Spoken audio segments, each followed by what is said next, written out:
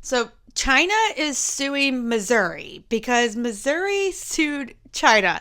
Yeah, that's a wild sentence, but let's take a step back and look at exactly how we got here. So, back in 2020, Missouri sued the country of China over claims tied to personal protective equipment.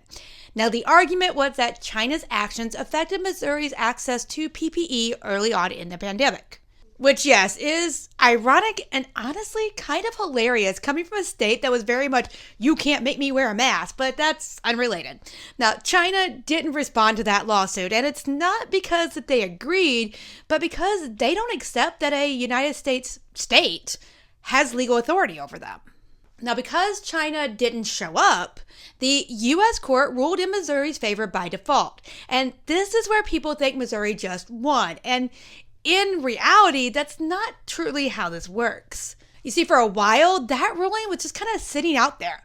But recently, Missouri asked the U.S. State Department for help to try and enforce it, meaning that they would try to go after properties or assets owned by China here in the States.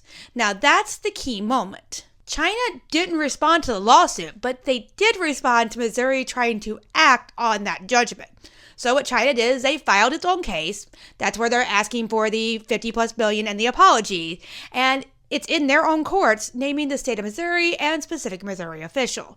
Now, here's the part people actually care about. So the big question is, are Missourians getting that $25 billion? Well, no.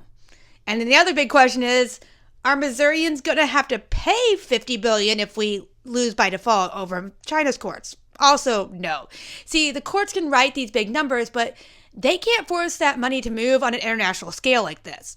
Now, Missouri politicians, let's face it, they aren't exactly lining up to admit that they were wrong, let alone apologize on an international scale.